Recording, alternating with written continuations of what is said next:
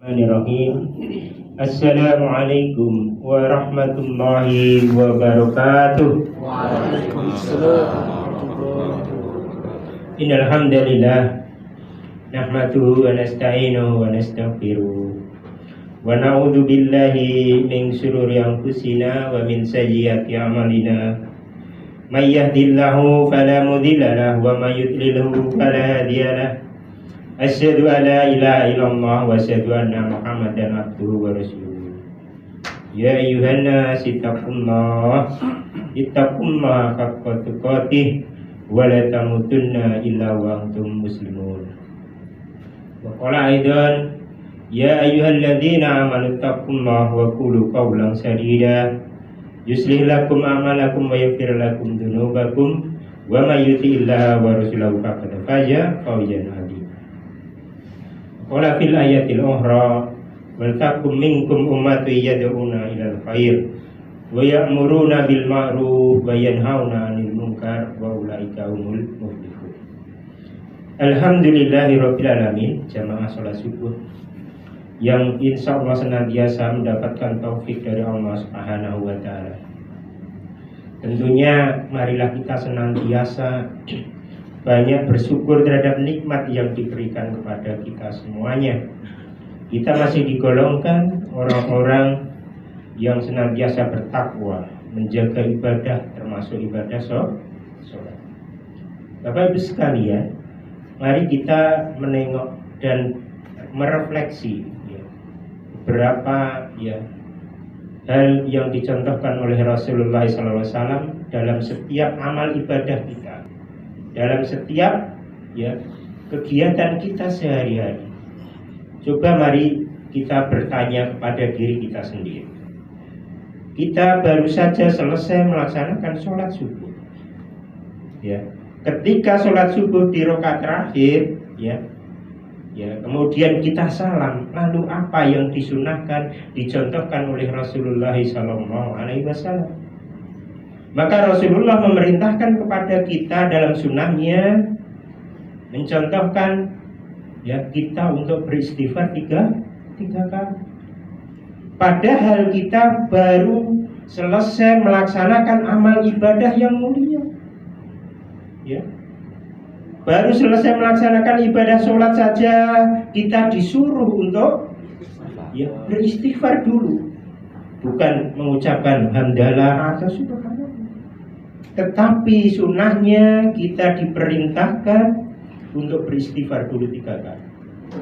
Jadi setelah salam itu sunnahnya itu, bukan subhanallah Allahu akbar. Itu setelah kita membaca istighfar. Maknanya apa Bapak Ibu sekalian? Mari kita terus belajar di dalam kehidupan kita ini, agar di dalam kehidupan kita ini terus bertumbuh. Kita mendapat pelajaran growth mindset gitu ya. Nah, bagaimana di dalam kehidupan kita itu terus banyak belajar, sehingga segala bentuk aktivitas di dalam kehidupan kita itu bertumbuh kebaikannya. Sebagai guru tentunya kita banyak belajar. Ilmu-ilmu itu terus update. Sebagai pribadi yang diciptakan oleh Allah Subhanahu wa taala, tentunya kita terus bertumbuh meningkatkan amalan-amalan kita. Amalan-amalan kita itu yang nanti kita tidak tahu dari amalan yang mana Allah memberikan ampunan kepada diri kita. Maka semakin bertambah umur, tentunya semakin kita bertumbuh, semakin bersemangat. Kadang kita terjebak di dalam sebuah rutinitas yang kadang tidak bisa bertumbuh. Maka jadikan setiap amalan kita, apalagi sebagai guru, terus bertumbuh. Terus belajar bagaimana di dalam kita memberikan materi kepada anak-anak di pembelajaran mendalam, anak-anak bisa berkesadaran apa yang kita sampaikan penuh makna dan juga menggembirakan. Nah, ini proses yang terus kita tingkatkan.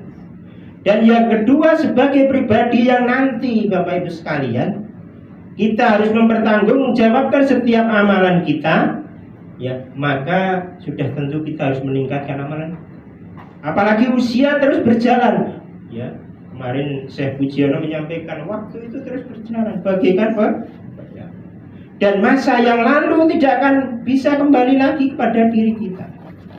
Mungkin Bapak Ibu sekalian ada yang usianya 50 gitu ya, ada yang 55, ada yang masih 30, ada yang sudah 60, kemarin ada yang sudah pensiun gitu ya. Nah usia yang telah kita lakukan 60, 65, 68 barangkali begitu, itu sudah berlalu dan tidak akan kembali lagi. Maka bagaimana saya teringat dengan ya surat ya Ali Imran ayat 133 dan 134 ya. A'udzubillahi minasyaitonirrajim wasari'u ila maghfiratin mir rabbikum wa jannatin arduhas samawati wal ardu uiddat lil muttaqin alladzina yunfikuna fis sarai wad dara wal kadhiminal ghaidha wal afina 'anil nas wallahu yuhibbul muhsinin. Bapak Ibu sekalian, kita diperintahkan oleh Allah Subhanahu wa taala bersegera dan cepat-cepat gitu loh kepada ampunan Allah, karena kita itu banyak salah dan dosa yang kadang tidak kita pahami, tidak kita rasakan bahwa kadang kita itu sudah merasa baik, merasa hebat begitu ya.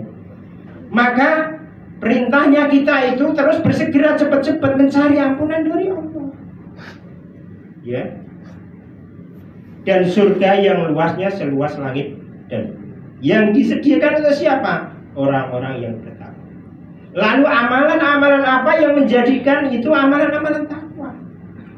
Maka dijelaskan di situ amalan takwa.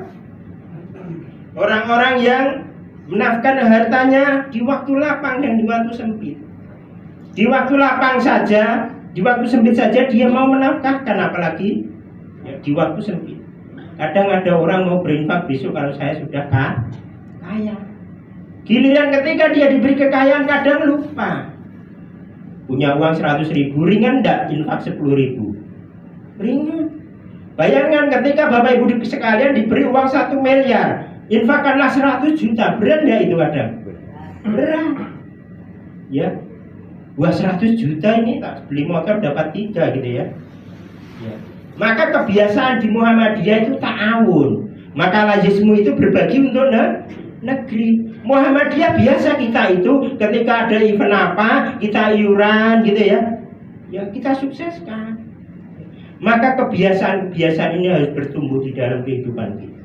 Ya, mau ya berinfak dikala ya sempit maupun dikala lapang. Kemudian orang-orang yang menahan amarahnya. Bapak Ibu sekalian, kadang kita ya menahan amarah ya itu lebih utama.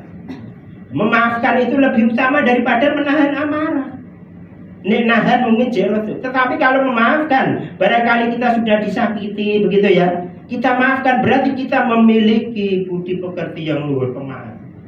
Kadang kita itu ya kalau seseorang salah apa langsung kita membenci. Allah saja Maha Pengampun yang seluas langit dan bumi ya, kita itu kadang berat gitu ya memaafkan. Maka jadikan pribadi-pribadi itu kita yang lembut ya. Pribadi-pribadi yang senantiasa bertahun saling memaafkan. Maka pribadi yang bertakwa itu adalah suka memaafkan. Dan Allah yang menyukai orang-orang yang berbuat kebaikan. Maka Bapak Ibu sekalian, di dalam kebaikan, di dalam kehidupan ini, mari kita terus berbuat kebaikan dari satu kebaikan kepada kebaikan yang lain. Dan kita tidak tahu amal kebaikan yang mana yang akan mengantarkan kita ke surga dan diampuni oleh Allah Subhanahu wa taala. Maka jangan pelit untuk berbuat kebaikan. Maka di dalam pikirannya dia berpikir dari satu kebaikan ini saya berpikir kebaikan yang lain gitu ya. Ya.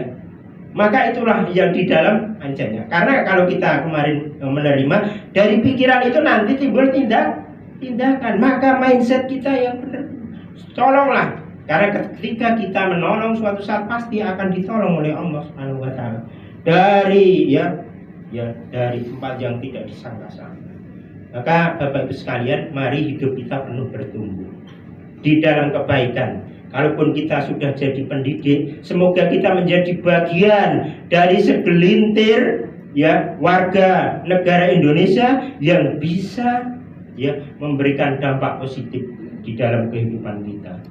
Karena bangsa yang begitu besar ini Bapak Ibu, jangan sampai nanti kita juga menjadi bagian yang tidak bisa ya menjadi warga negara yang baik. Ya, terus bertumbuh, ya didik anak-anak kita dengan ketulusan. Maka barang siapa yang tidak tulus di dalam pengabdiannya, maka dia tidak akan bisa menjadi guru yang terbaik. Demikian yang saya sampaikan, tentunya bila ada kekurangannya saya mohon maaf yang sebesarnya. Semoga Allah Subhanahu wa taala senantiasa melindungi kita dan memberikan taufik dan hidayahnya untuk menjadi orang-orang yang suka gemar berbuat kebaikan. Billahi taufik wal hidayah. Wassalamualaikum warahmatullahi wabarakatuh.